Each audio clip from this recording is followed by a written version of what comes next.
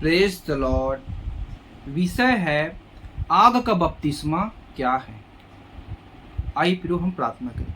पवित्र सेनाओं के यहोवा परमेश्वर तेरा धन्यवाद करते हैं इस सुंदर समय के लिए फिर से हमारे जीवन में अद्भुत इस मौके को दिया पिता, समय को दिया, जीवित को मध्य में पाए जाते हैं पिता। तेरा धन्यवाद करते हैं। हम तेरे वचन को सीखना चाहते हैं पिता कि आग का बपतिस्मा क्या है, इसको खोलकर अच्छे से गहराई को सीखने के लिए सहायता और मदद कर। पवित्र आत्मा आप ही हमारे सिखाने वाले हैं, आप ही हमारे टीचर हैं। वचन की भेद और प्रकाश को समझने के लिए फजल दे। सारी महिमा आपको देते दुआ यीशु मसीह के पवित्र नाम से मांगते हैं, आमीन। विषय है आग का बपतिस्मा क्या है। मेरे प्रियो, आपने पानी का बपतिस्मा सुना है, पवित्र आत्मा का बपतिस्मा सुना है, लेकिन आग का बपतिस्मा भी होता है। इसको हम बाइबल से ही देखेंगे। और ये जो बपतिस्मा है, आग का बपतिस्मा, इसको प्रभु यीशु मसीह ने लिया है। मैं आपको वचन के द्वारा ही बताऊंगा। वचन में भी ऐसा लिखा है कि यीशु मसीह कैसे आग का बपतिस्मा को लिया, उसके चेले कैसे आग का बपतिस्मा को लिए हैं। तो आग का बपतिस्मा हमको भी लेना जरूरी है। उस आग के बपतिस्मे के बाद ही हम आगे बढ़ते हैं। हालेलुया। तो आइए हम पहले देखते हैं कि हम जो बपतिस्मा लेते हैं उसमें क्या क्या बातें होती है। उसको आप मेरे साथ निकालिए मत्ती रचित सुसमाचार 3 अध्याय उसके 11वें वचन। मैं तो पानी से तुम्हें मन फिराव का बपतिस्मा देता हूँ, परंतु जो मेरे बाद आने वाला है वह मुझसे शक्तिशाली है। मैं उसकी जूती उठाने के योग्य नहीं। वह तुम्हें पवित्र आत्मा और आग से बपतिस्मा देगा। उसका शूप उसके हाथ में है और वह अपना खलिहान अच्छी रीति से साफ करेगा और अपने गेहूं को तो खत्ते में इकट्ठा करेगा, परंतु भूसी को उस आग में जलाएगा जो बुझने की नहीं। मेरे प्रियो, यहाँ पर हम देखते हैं यूहन्ना भविष्यद्वक्ता पानी से बपतिस्मा दिया और वो कहता है मेरे बाद एक आने वाला है जो पवित्र आत्मा और आग से बपतिस्मा देगा। लेकिन मेरे प्रियो, हम यीशु मसीह के आने से पहले लोग पानी का बपतिस्मा लिए थे, फिर यीशु मसीह के बाद जाने के बाद फिर पवित्र आत्मा मिला, तो पवित्र आत्मा का भी बपतिस्मा हो गया। हम डूब के बपतिस्मा लेते हैं, उसके बाद हमें पवित्र आत्मा मिलता है, सबको मिलता है।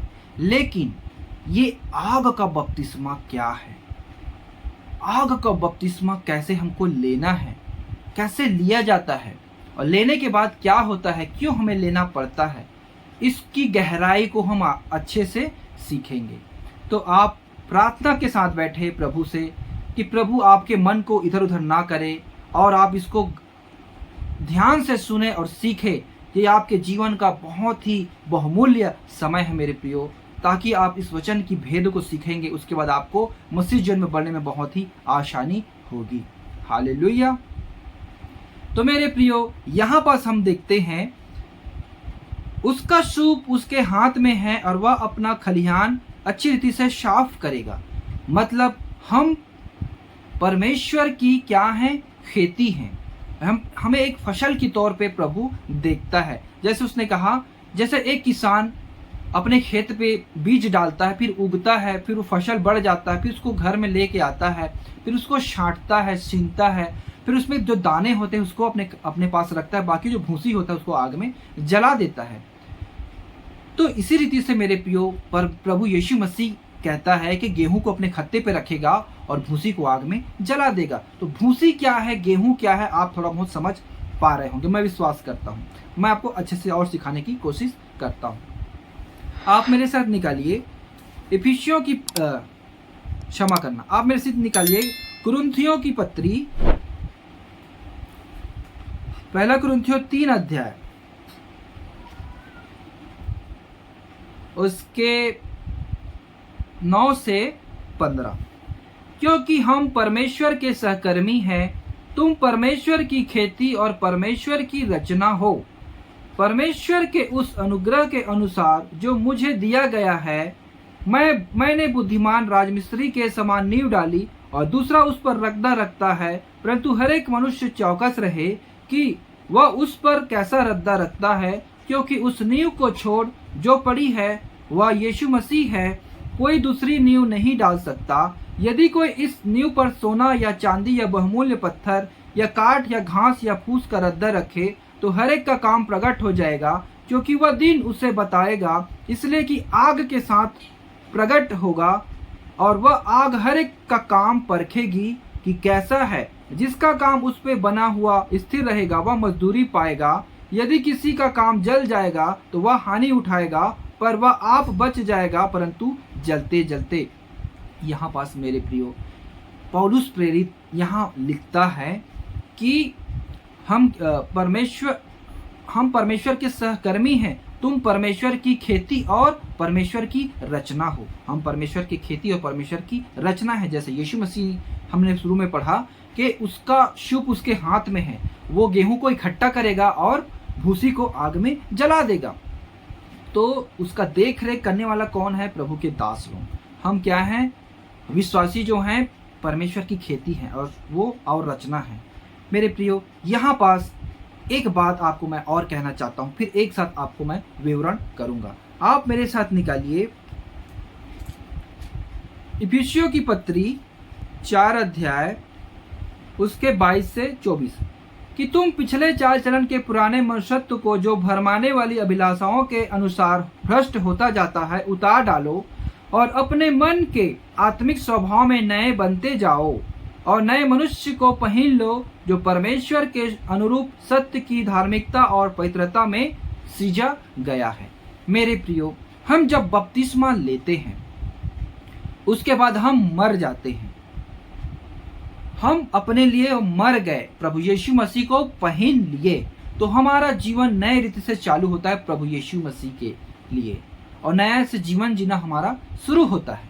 लेकिन मेरे प्रियो, हम अपने पुराने पापों को छोड़ देते हैं। हमने छोड़ा है लेकिन उसका जड़ हमारे शरीर में अब भी बना हुआ है।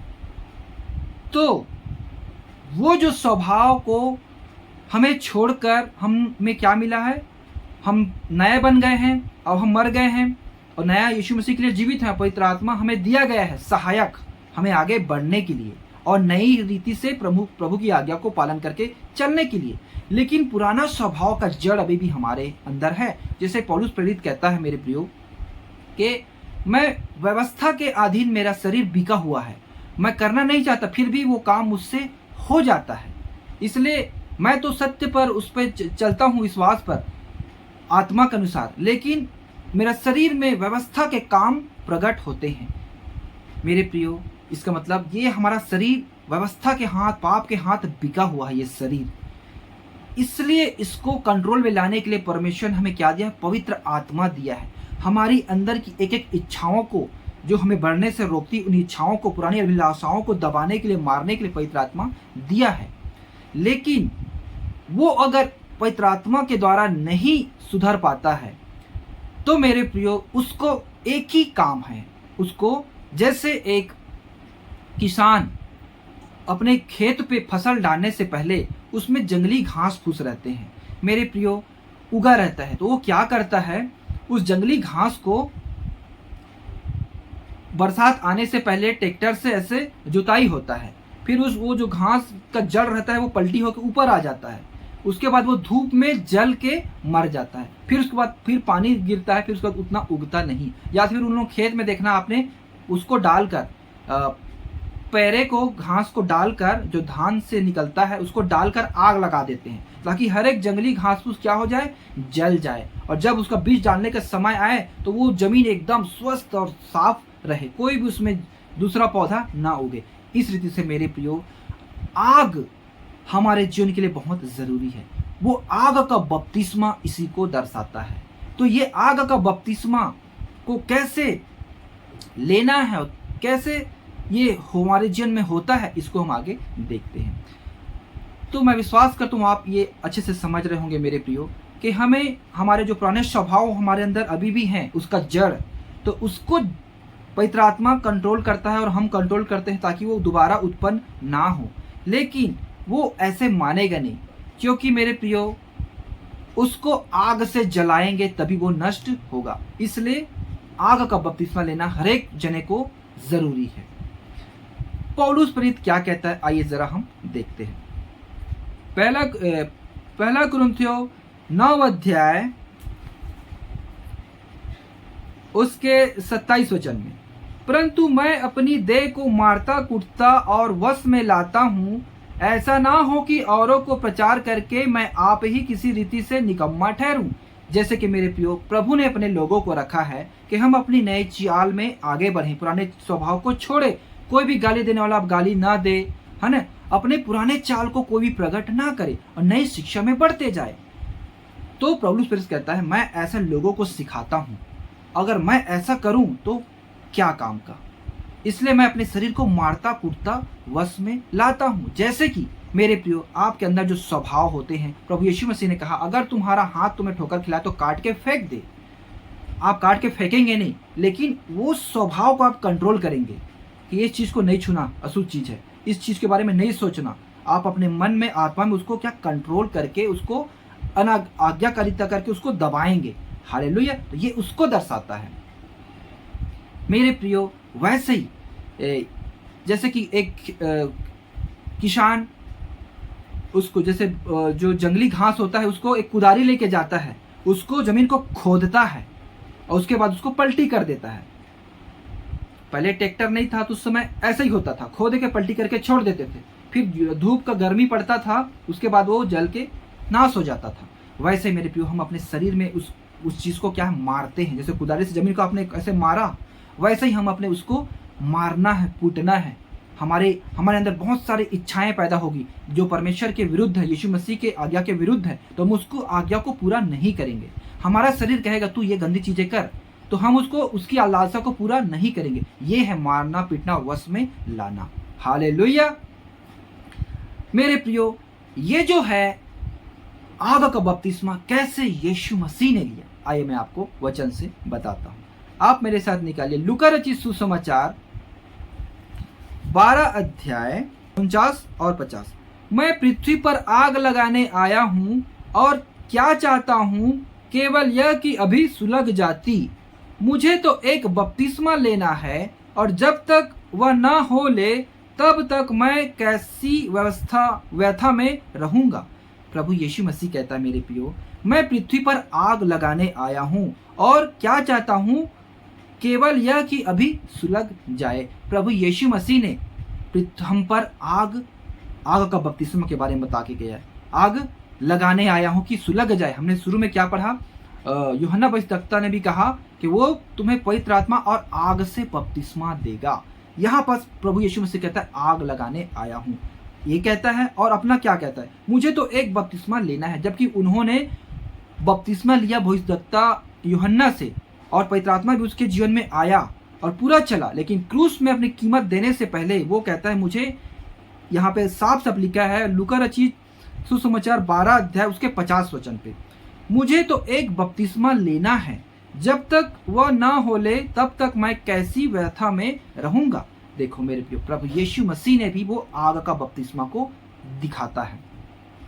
तो यीशु मसीह ने भी उस आग का बपतिस्मा को लिया। अपने जीवन में कितनी परेशानियां, तंगी और उस मुसीबत को, उन दुख तकलीफों को सहा और उसको सबको आज्ञाकारिता बनाकर अपने आप को नम्र और शून्य दीन कर दिया और क्रूस की मृत्यु को सह लिया। ये है मेरे प्रियो आग का बपतिस्मा। इसको हर एक को लेना जरूरी है। लेकिन हमने अभी बीच में हमने पढ़ा था कि कोई दूसरा उस पर रद्दा रखता है। पौलुस प्रेरित कहता है हम परमेश्वर के मंदिर हैं, ठीक है। हमारे अंदर अगर आप, कोई लोग प्रचार करते हैं कि आपके जीवन में दुख तकलीफ नहीं आएगी, आपको दुख को सामना नहीं करना पड़ेगा, आप सुख शांति आराम से रहेंगे।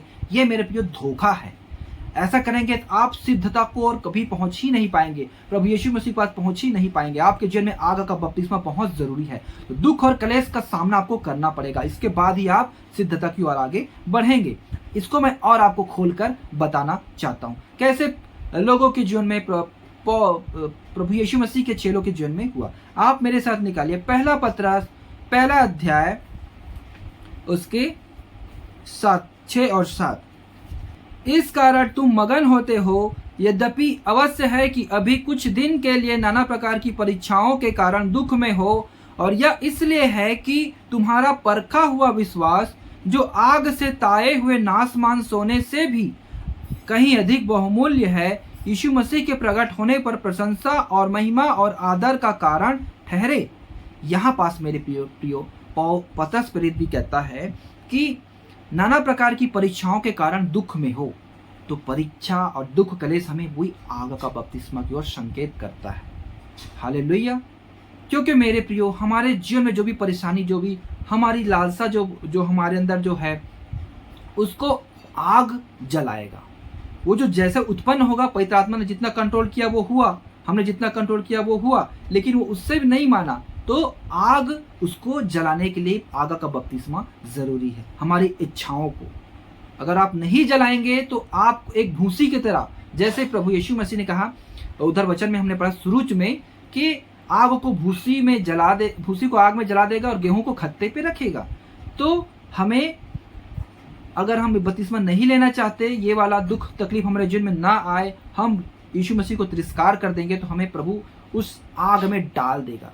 चाहे आप बपतिस्मा आप ले लिए हैं, पवित्र आत्मा के अनुसार चल रहे हैं, कितना भी आपने कीमत दिया उससे मायने नहीं रखता अगर आखिरी तक अगर आप विश्वास योग्य ना रहे तो, क्योंकि आग का बपतिस्मा हर एक के काम को परखेगी और जिसका काम उस पर बना रहेगा वो क्या पाएगा? मजदूरी पाएगा। मेरे प्रियो, ये पौलुस प्रेरित कहता है। इसलिए मैं परमेश्वर के दास से भी कहना चाहता हूं कि जो परमेश्वर के लोगों की अगुवाई करते हैं, परमेश्वर की कलीसिया के अधिकारी हैं, जो उसकी चरवाहे हैं, वो अपनी भेड़ों को, अपनी विश्वासियों को कैसी शिक्षा देते हैं, कैसे उस पर रद्दा रखते हैं, कैसे ज्ञान को सिखाते हैं, कैसे परमेश्वर के वचन को उनको बताते हैं, कैसे सिद्ध होने के लिए उनको बढ़ाते हैं या उनकी शारीरिक इच्छाओं के लिए उसे प्रेरित करते हैं। ये अपने आप को जांचें वचन के अनुसार। ये परमेश्वर का आत्मा आपसे बात कर रहा है वचन के द्वारा। हालेलुया।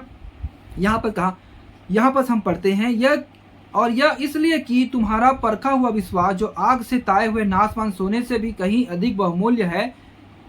सोने को मेरे प्रियो एकदम धधकते हुए भट्ठे में धधकाया जाता है, तब उस सोने का जो असली रूप है मेरे प्रियो वो आता है। उसको जलता है, वो पिघल के पानी जैसे हो जाता है। उसमें जो भी अशुद्धताएं रहती है वो जल जाती है, तब एक शुद्ध सोना बचता है। जैसे सोना एक बड़ा होता है, लेकिन उसको जलाने के बाद छोटा सा बचता है, सारी अशुद्धताएं जल जाती है। जैसे सोनार के पास आप जाओगे बेचने के लिए, वो कहता है इसको जला के वो करना पड़ेगा, उसके बाद इसमें जो बचेगा उसका कीमत। पुराना सोना आप लेके जाओगे सोने की दुकान में, तो वो आप उसका तौल के कीमत पूरा नहीं देगा। वो दूसरे दुकान से ले रहोगे उसको, वो पहले बोलेगा इसको जांचना पड़ेगा, तो आग से धधकाएगा, उसके बाद जो बच जाएगा शुद्ध, उसको फिर तौलेगा, फिर उसका कीमत आपको देगा। ऐसा करता है। तो ये वैसा ही मेरे प्रियो, हमारे विश्वासी जिन्होंने आपने अब तक जीवन जिया, सब कुछ जिया, लेकिन आपके जीवन में दुख और परेशानी से प्रभु आपको परखेगा कि आप उस योग्य हो कि नहीं। तो आप अगर इस आग के बपतिस्मा से जय पाते हैं, ले लेते हैं, तब तो आप सिद्ध होते हैं, प्रभु आपको आनंद के साथ ग्रहण करेगा। यह है मेरे प्रियो आग का बपतिस्मा। एक वचन हम और पढ़ेंगे, फिर हम प्रार्थना करेंगे। आप मेरे साथ निकालिए पहला पतरस 4 अध्याय उसके 12-13। हे प्रियो, जो दुख रूपी अग्नि तुम्हारे परखने के लिए तुम में भड़की है, इससे यह समझकर अचंभा ना करो कि कोई अनोखी बात तुम पर बीत रही है, पर जैसे जैसे मसीह के दुखों में सहभागी होते हो, आनंद करो, जिससे उसकी महिमा के प्रकट होते समय भी तुम आनंदित और मगन हो। हालेलुया। यहाँ पर भी पतरस प्रेरित हमको बताता है मेरे प्रियो, यहाँ पे क्या लिखा है? हे प्रियो, जो दुख रूपी अग्नि तुम्हारे परखने के लिए तुम में भड़की है, इससे यह समझकर अचंभा ना करो कि अनोखी बात तुम पर बीत रही है। दुख रूपी अग्नि, आग। हालेलुया।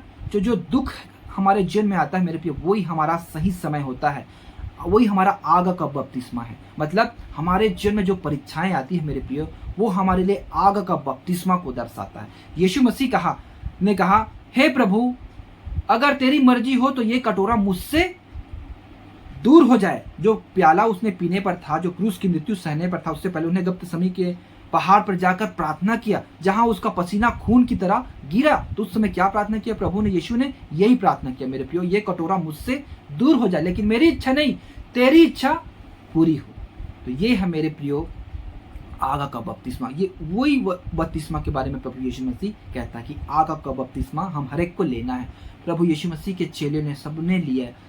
सबकी मृत्यु कैसे हुई आप जान सकते हैं और सीख सकते हैं। उनके जीवन में कितनी कलेश और बाधाएं उत्पन्न हुई, वैसे ही मेरे प्रियो हमारे जीवन में भी आएगा, तो उसको सामना करने के लिए आप तैयार रहें। आपको मैंने सब कुछ बता दिया है। अगर आपके जीवन में कोई भी परीक्षाएं आएगी तो आप उसको हंसी से सह कर आगे बढ़ेंगे, मैं विश्वास करता हूँ।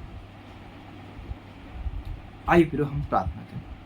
पवित्र सेनाओं के वह परमेश्वर तेरा धन्यवाद करते हैं जो आपने हमें आग का बपतिस्मा क्या है अच्छी रीति से सिखाने के लिए सहायता और मदद किया। पवित्र आत्मा आप ही हमारे टीचर हैं, वचन की भेद को खोलकर आपने बताया पिता, हम आपको धन्यवाद करते हैं। जितने भाई बहन इस वचन को सीखे समझे हैं उनके जीवन में अद्भुत काम कर और उन्हें इन आग की परीक्षाओं में जय पाने के लिए फजल दे पिता। तेरा दास अनक मैं दुआ करता हूँ पिता, जैसे आप परम पिता परमेश्वर के दाहिने ओर जा बैठे वैसे ही हम भी सिद्ध होकर आपके पास आने पाए सहायता और मदद कर। हे पिता परमेश्वर, आप हमारे शुरू से लेकर अंत तक हमारी सहायता और मदद करें और हमें आग का बपतिस्मा के बारे में सिखाने के लिए ये जो मौका दी, इसलिए हम आपको धन्यवाद करते हैं। हर एक भाई बहन के जीवन में अद्भुत काम कर, सारी महिमा आपको देते हैं। दुआ यीशु मसीह के पवित्र नाम से मांगते हैं, आमीन। मैं विश्वास करता हूँ मेरे प्रिय भाई बहन आपको ये अच्छे से समझ में आया। अगर ये आपको अच्छे से समझ में आया होगा तो आप मेरे प्रियो लाइक करें, कमेंट करें और पहली बार आए चैनल पे सब्सक्राइब करें और इस वीडियो को हर एक मसीह भाई बहन तक पहुंचाएं, अपने परिवार के लोगों तक पहुंचाएं ताकि आग का बपतिस्मा के बारे में वो जानने पाए। परमेश्वर के इस महान काम में आप अपना योगदान दें, लोगों को शेयर करें और अपना योगदान दें। प्रभु आप सबको आशीष दें, आमीन। सबको जय मसीह।